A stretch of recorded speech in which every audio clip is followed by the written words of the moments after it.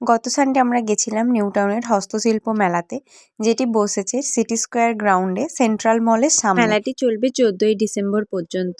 Timing হচ্ছে দুপুর 1টা থেকে রাত 8:30 পর্যন্ত।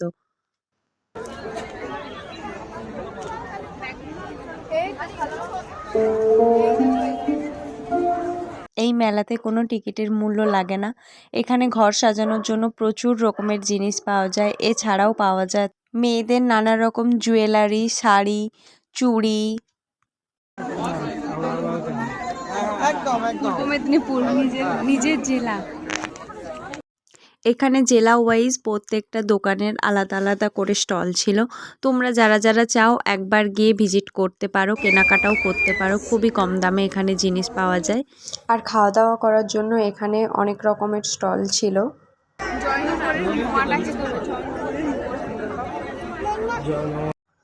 ভিডিওটা কেমন লাগছে জানিও। আর কি কি কিনলাম মেলা থেকে সেটা নেক্সট পার্টে আসছে।